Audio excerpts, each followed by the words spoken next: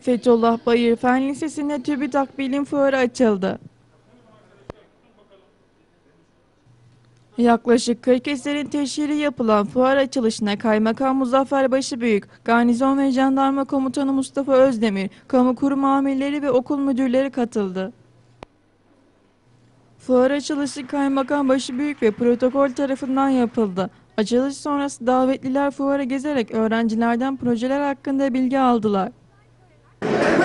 Tuzlu suyla teller etkileşime giriyor ve elektrik sağlanıyor. Şöyle, bu elektrik fazla değil, sadece küçük bir led lamba yakacak kadar.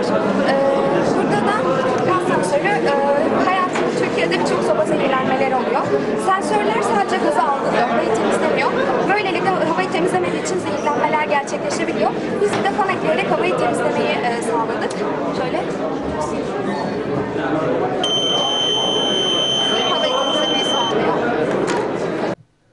Proje koordinatörü İsmail Yapıcı yaptığı açıklamada fuarda yapılan projelerin çeşitli ödüller aldığını, bazı projelerin ise henüz yarışmalara dahil edilmediğini söyledi.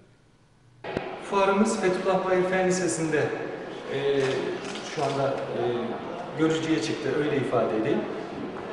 Toplamda 40 projemiz var.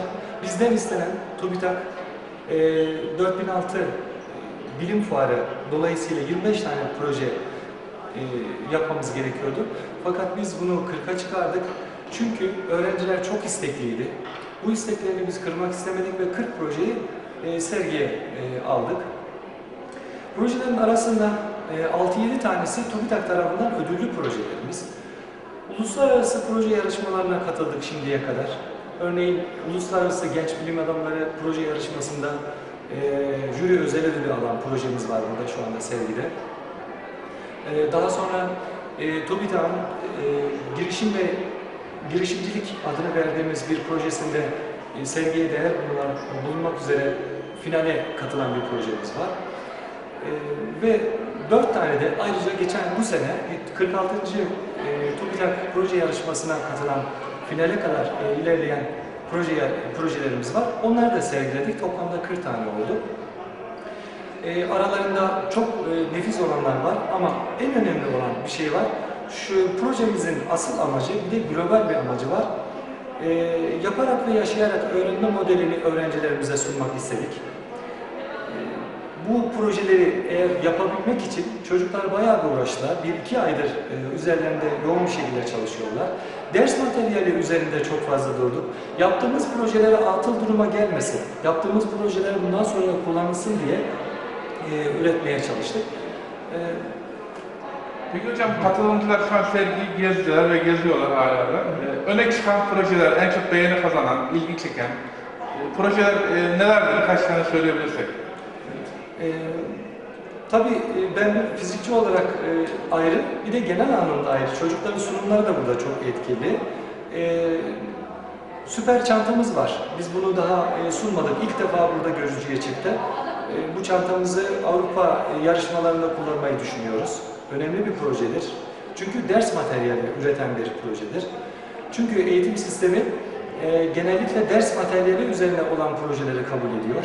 Ayrıca TÜBİTAK, ışık ve enerji üretimiyle ilgili olan projeleri çok fazla desteklediği için, hatta ARGE'leştirdiği için biz bunların üzerine biraz yoğunlaşmaya başladık. İnanıyorum güzel, yaklaşık 7-8 tane süper proje diyebileceğimiz, isim ve hak alabileceğimiz, ARGE'leştirebileceğimiz projelerimiz şu anda sergide. Evet. Biz onu ihtiyaçlara binaen hazırlamaya çalıştık. Çünkü proje yapmak bir kültürdür ve bütün halka mal edilmesi gerekiyordur. O projede, bir tanesini ifade edeyim, o projede ihtiyacımız ve sorunlarımız üzerine yapıldı. Örneğin bir sarraf veya yüklüce para taşıması gereken bir kişinin veya evinde para bulunduran bir kişinin taşırken hırsıza çaldırdığını düşünelim. O anda uzaktan kumandası yanında olduğu için